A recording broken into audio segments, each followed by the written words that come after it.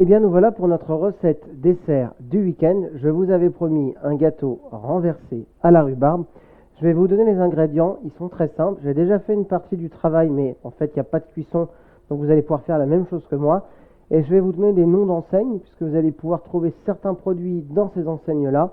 Et ça va vous faire gagner du temps de découpe, économiquement aussi rentable que d'acheter du frais.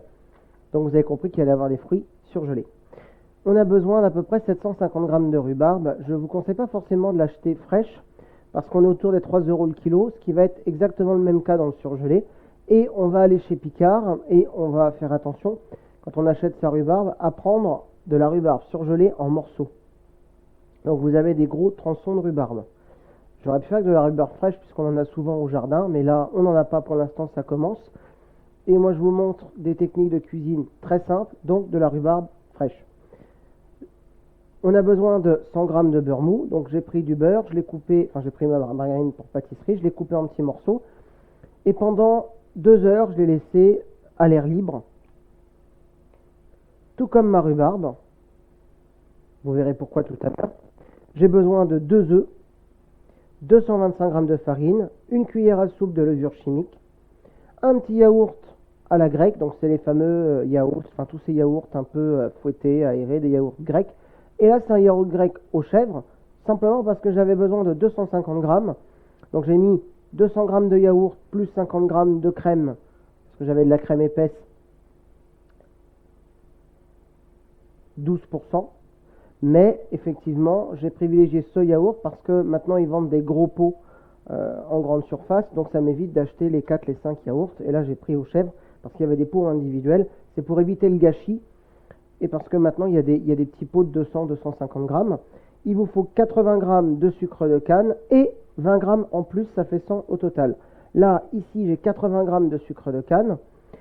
Et justement, je vous parle de ce que vous faites en premier. En premier, vous prenez votre rhubarbe, vous mettez 20 g de sucre, vous la mélangez. Moi, ce que je fais, je prends une assiette, je la pose dessus, et je fais ce geste-là, ça va venir effectivement mélanger ma rhubarbe pendant 2 heures. Je coupe mon beurre ou ma margarine pour pâtisserie en petits morceaux, comme ça c'est mou. Ma rhubarbe s'est imprégnée du sucre, elle dégorge légèrement. Un peu avant de commencer, je mets mon four à préchauffer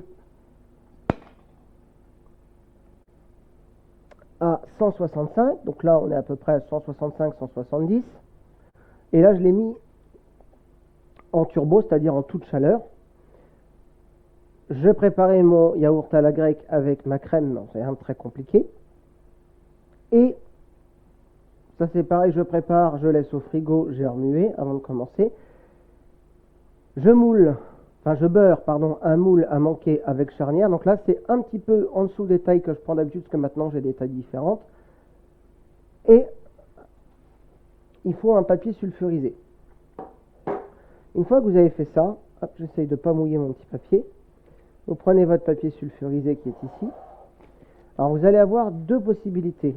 La meilleure, c'est de découper un rond dans le fond et de venir faire une bande avec. Mais comme on l'a beurré, et bien beurré, on va se servir du beurre pour bien faire glisser notre papier sulfurisé. On fait 2 cuissons. La première, pendant 7 minutes, on va s'occuper de notre rhubarbe au four à 165 degrés. Donc en 2 heures, elle a le temps de décongeler. Si vous avez fait... Et là, on va préparer notre crème, et là, vous allez voir, c'est très simple.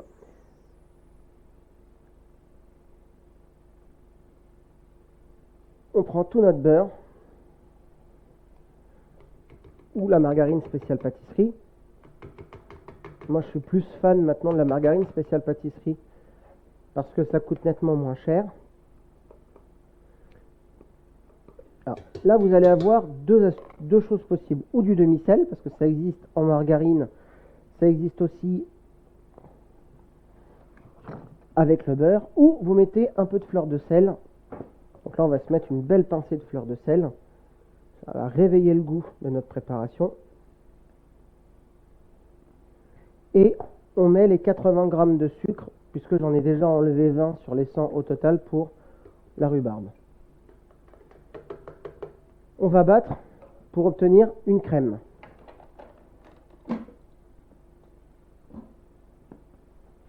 très bien d'allumer. Voilà, hop.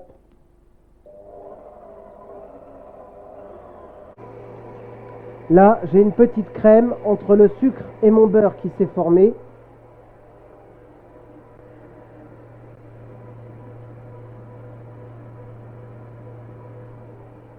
On va ajouter œuf par œuf, progressivement. Donc je vais reprendre le petit ramequin qui m'a servi pour le sucre.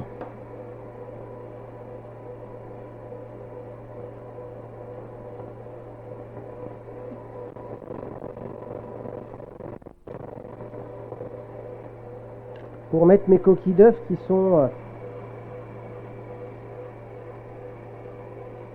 Et là, je vais bien laisser les 2 œufs s'intégrer tranquillement. Je mettrai mon yaourt à la grecque juste après.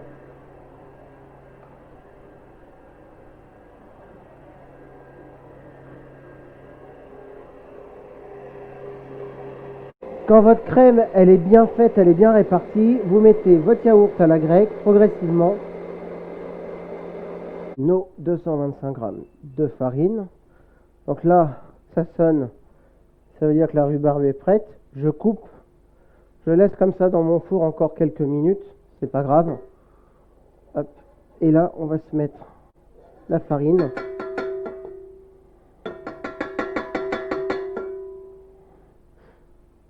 Et on va bien mélanger. Tranquillement au début, puis on augmente progressivement. Et pendant que c'est en train de se mélanger, on prend notre cuillère de levure chimique. D'où c'est bien d'avoir des pots, ce que je vous disais la dernière fois, parce qu'on ne met pas toujours un sachet, hein. Une cuillère, c'est presque la moitié d'un sachet. Parfois, ce n'est qu'un tiers du sachet. On sort ici. On reprend le petit fouet-fouet qu'on avait tout à l'heure. Ça, c'est juste pour bien venir racler les côtés, parce que parfois, quand il n'y a pas assez de quantité dans les gros robots, ça ne prend pas tout à fait tous les côtés. Donc c'est bien d'avoir un support supplémentaire. Voilà, je vais me poser ici une plaque, un lèche-frites si vous préférez. Bon, un lèche-frites qui est plein de farine parce que j'ai beurré mon moule tout à l'heure, donc j'en ai mis un petit peu dessus. Je vais prendre donc des maniques puisque je vais sortir du four.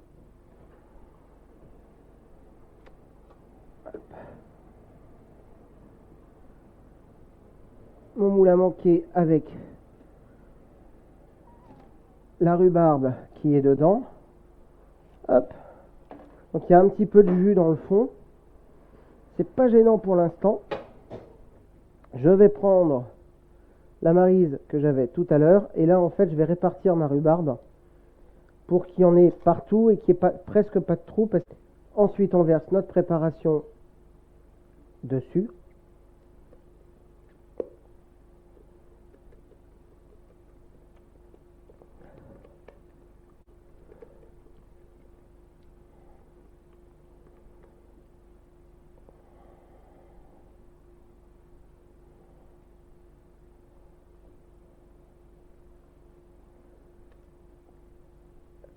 Et alors là, c'est la cuisson la plus simple au monde. On reste à 165 minutes et on va enfourner pendant 165 minutes, 165 degrés, pardon. Et on va enfourner pendant 35 minutes. Donc il n'y a rien de compliqué dans cette recette.